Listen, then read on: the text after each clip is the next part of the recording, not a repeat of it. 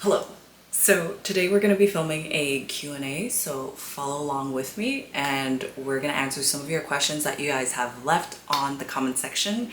And yeah, let's get started.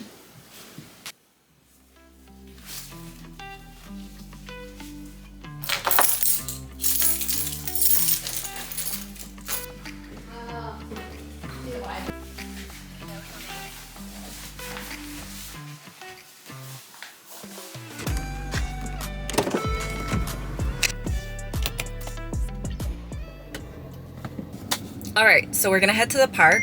Oh, I just got a text message.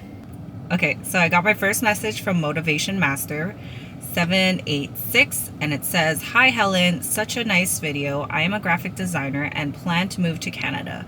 What is the job opportunities for designers?" Okay, so job opportunities in Canada. I would say that most of the job opportunities in Canada would mostly be in Vancouver, and I'd say mainly in Toronto, maybe because I've done more research on the Toronto market. I'm personally from Montreal, and I don't suggest coming to Montreal if you don't speak French. I think most of the companies you'll find more opportunities if you're bilingual French and English. But I highly recommend moving to Toronto or Vancouver if you're looking for job opportunities as a designer here in Canada.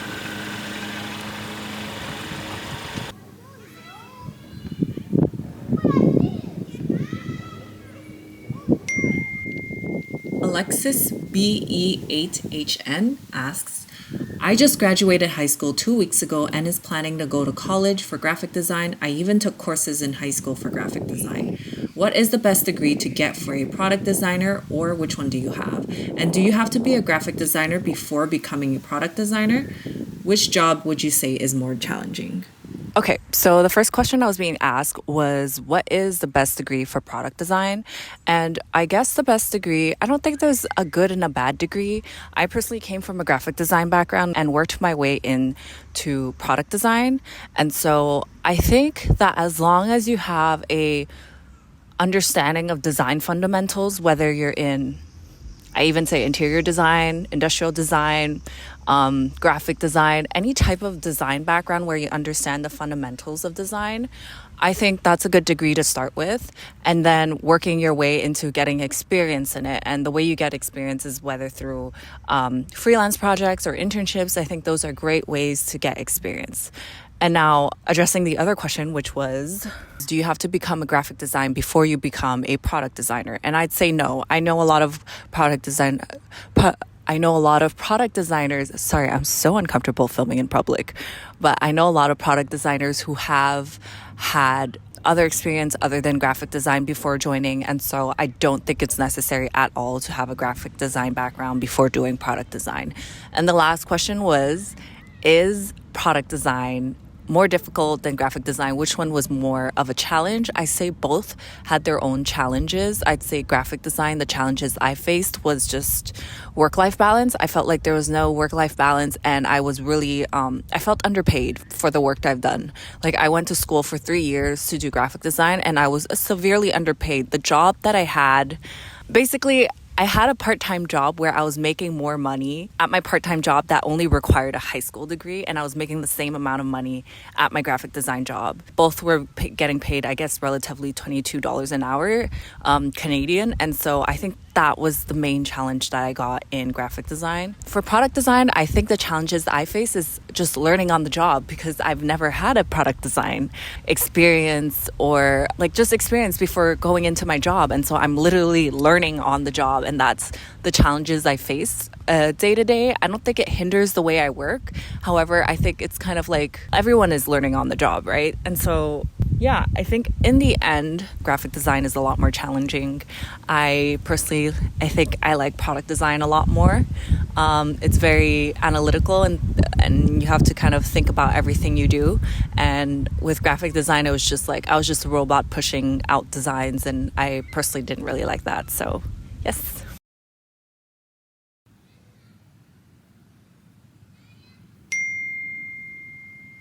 RY777774, hopefully I didn't forget a number, asks, what program or post-secondary path did you take? What are your future goals and dreams? So I guess in high school, it's just high school. But after high school, we have this thing called CJEP. And basically in CJEP, it's a year between high school and actually university. And this is something that we have in Quebec here. And so in CJEP, I took a business class. It was in commerce. I was doing a lot of business stuff, and to me, I'd never really hated it, but I never really loved it. And so I remember just doing a Photoshop collage during one of my sociology classes, and I really, really enjoyed it. And so I looked into graphic design and basically got my deck in business, in commerce, and then afterwards I switched into graphic design, and I did 3 years in graphic design. After that, I went into the field. I started working and decided to do coding classes after that. And I took a coding boot camp at Concordia. And then after that, I was applying for dev jobs, and I told myself I just couldn't do it. And so I decided to apply in UX and UI instead, and finally got a job in product design. So that was basically my journey. If you want to hear a little bit more about it, you could watch another video that I have here. It's how I got a UX and UI job in 2 months. There was also a second question, and what are my dreams and goals? Basically my dream, I also talked about it in another tech girly video that I did with my friends.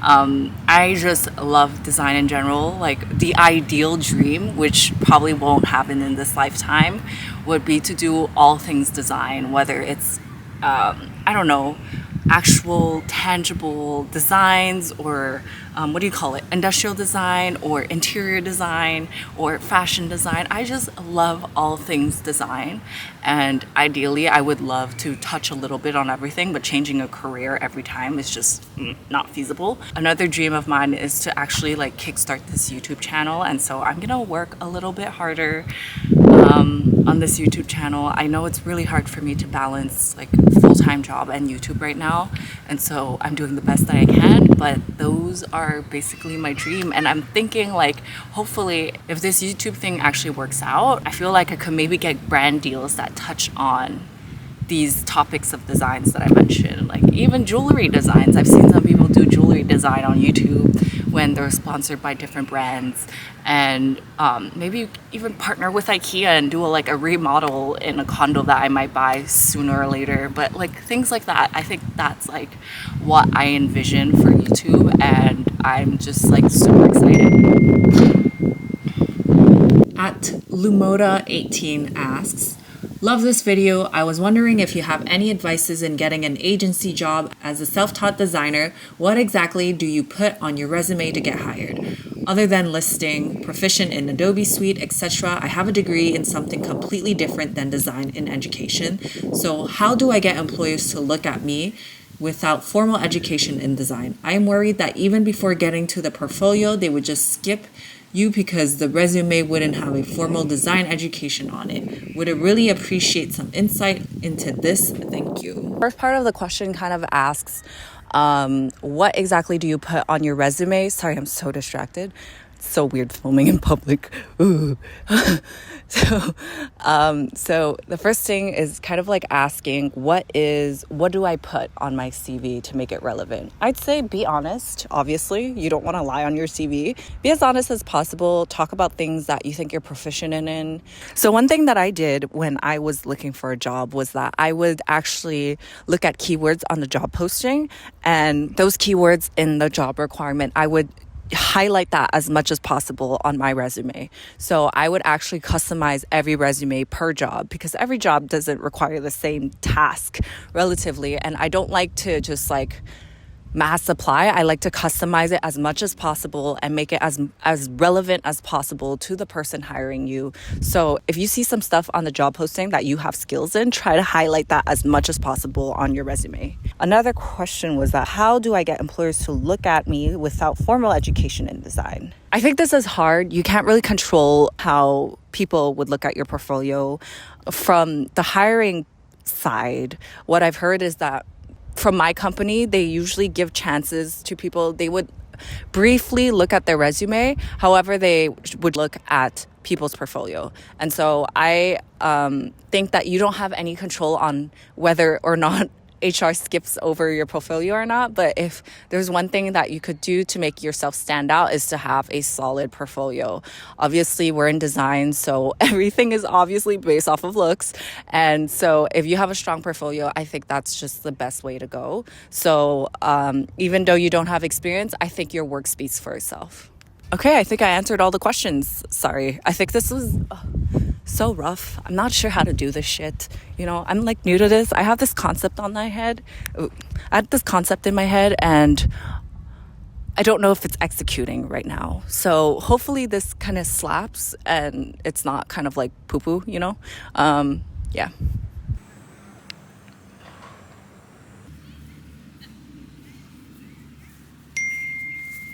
At Andrea Hatfield asks, do you think having a coding bootcamp background helped a lot on getting your UX and UI job application? Great video, by the way. Thank you. I personally think it didn't help me at all. I kind of feel like I've wasted my money on it, but I do not regret it because I learned how to code, and I wouldn't say it would make my job easier, but I understand what's going on my stand-up. However, I really don't think it's necessary that you get a coding degree before you actually go into UX and UI because you will not use it at all. I personally don't use any of my coding skills in my job, so I don't think it's necessary at all. So at Terragrapher1558 says, hey Helen, I recently got a glimpse of product designer and I'm currently doing my third year in computer sciences and engineering. I'm thinking of pursuing design in my future. What's the next step I have to take to start my career in design? I think your next step should be to get familiar with what UX and UI is and to really understand the fundamentals and the concept of everything, understand the fundamentals of design as well. I would suggest to also take classes because it's really hard to find good resources online. Like you could find all the resources you can, but to find the good ones is really hard. And so if you're kind of lazy, kind of like me, I would suggest to take classes because the sources are curated, right? And yeah, to take courses in design, I would also suggest if you want, I have a code to Springboard where you could like jumpstart and kickstart your career in UX and UI. If you're still not sure, they also offer classes where you could just get to know design in general. So I have a $1,000 discount code down below if you want. And then I think the next step after you take classes is to gain experience. Everything is about gaining experience in life. And so I would suggest doing an internship or something like that, or finding freelance jobs that you could just get to know, or even an apprenticeship where you could just follow someone and shadow someone in the field. I think that is a great opportunity for you to learn. But it's about just understanding fundamentals of design, understanding what UX and UI is, and experience. Those are the two things I would suggest. So at I'm a famous cricketer 1116 says, hello, I'm also a UI and UX designer from India. I have a doubt in salary packages. Here I'm getting around $17,000 plus per year. Once if I move to US or Canada or Europe, how much I expect pay for a year? So this person is wondering if they move to either US, Canada, or Europe, how much should they expect to get paid? I think the discrepancy between US and Canada is very large. I cannot speak to the European market because I have not done any research in that. However, if you want to get paid a lot, go to the States. The States, I think they pay I think 50 grand more, and their currency is a lot more than the Canadian currency right now. And so I think when I personally when I started, I got paid around 70,000 a year Canadian, and I think the junior salary can range between 50 to I guess maybe 75 in Canada. If you're in a bigger company, maybe a little bit more. I think the average range in the product design industry in Canada, I'd say maybe $80,000 a year. In the US, it ranges. I think in the US, for the most part, most people are getting paid six figures in product design. It is very possible, highly possible, to get paid six figures in Canada as well, but you might have to be a little bit more senior level. I think in the States you get paid a lot more. So if you're looking between Canada and the States, I'd say move to the States. However, you need to do your research on basically the lifestyle, the laws, the politics. Do you want to get into that? I don't think so. So yeah, it's all up to you. If money really matters to you, I think go to the States. If you want like a nice lifestyle, maybe not too much politics and tension, gun laws, all of this and that, Canada is the way to go. So I guess it's really up to you to decide. But yeah, I hope you guys enjoy. I'm gonna walk back to my car now. This is the first Q&A style that I was kind of doing. I was really inspired by Colt on YouTube. He's basically a videographer that I really appreciate, and I was trying to do something like his Q&A, but execution was poor. I'm a little shy. I didn't want to get all the shots because, you know, it's out in public, and I kind of have to get over the fear of like doing this in public and kind of like doing it alone. Like even right now, there's not really anyone around me, but there's still people at the park, but it's still very intimidating. And so maybe it's all about getting over that hump. But yeah, hopefully you guys enjoy. Please let me know in the comments down below what type of video you want to see next. And thank you for watching. Someone could steal my camera, but not my phone.